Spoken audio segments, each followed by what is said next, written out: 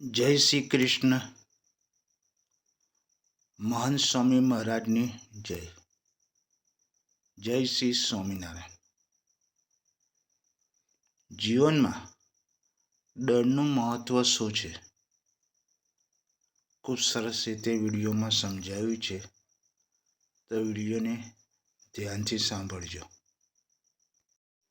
આપણને ડર માત્ર ખોટું કે ખરાબ કરતી વખતે લાગવો જોઈએ, પરંતુ એ કામ ખોટું છે કે ખરાબ તેનો નિર્ણય પોતાની અંદર રહેલા પરમાત્માની દ્રષ્ટિએ હોવો જોઈએ, નહીં કે દુનિયાની દ્રષ્ટિથી. જીવનમાં ડર શેનો લાગે છે? વધુ છે આગળ, પણ ડર લાગે છે ચાલવાનો. ઉડવું તો બધાને છે ઊંચી આકાશમાં, પણ ડર લાગે છે પડવાનું.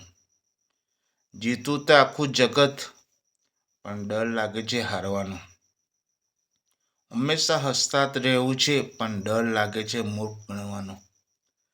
પોતાની ઈચ્છાઓ અને સપનાઓ તો ઘણા બધા હોય છે, પણ ડર લાગે છે ચોરાઈ જવાનો.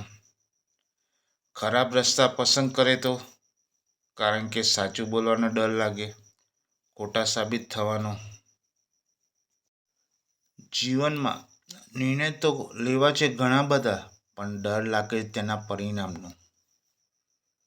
જીવનમાં વિકલ્પો તમને ઘણા બધા મળશે ભટકવાના, પણ મંજિલ સુધી પહોંચવા માટે તો માત્ર એક સંકલ્પ જ કાફી છે. સફળતા મેળવવા માટે જોખમ તો લેવું જ પડશે. યોગ્ય સમયે યોગ્ય નિર્ણય ન કરવો એ પણ એક પ્રકારનું જોખમ જ છે. જોખમ ઉઠાવવું એ કોઈ નાની વાત નથી, પણ એ લીધા વગર તો કોઈ છૂટકો પણ નથી. આંધળું જોખમ એટલે કોઈ પણ નિશાન તાક્યા વગર હવામાં તીર મારવા.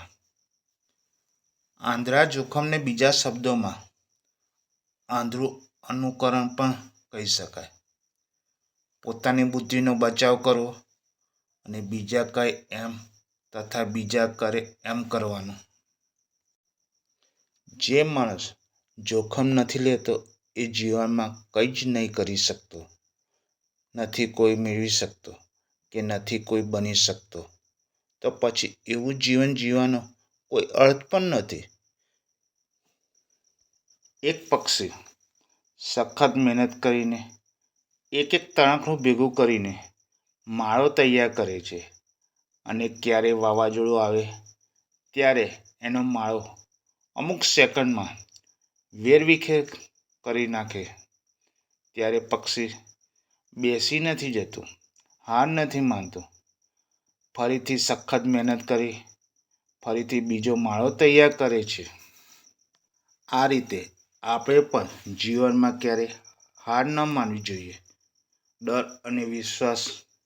મનમાં ડર રાખો તો સરળ કામ પણ મુશ્કેલ બની જશે, અને જો મનમાં વિશ્વાસ રાખશો તો મુશ્કેલ કામ પણ સરળ બની જશે. હવે તમને શું પસંદ છે એનો નિર્ણય ફક્ત તમારા ઉપર જ છે. જો તમને આ વિડીયો ગમે તો તમારા પરિવાર મિત્રોને શેર જરૂરથી કરજો. જય શ્રી કૃષ્ણ. જય શ્રી સ્વામિનારાયણ.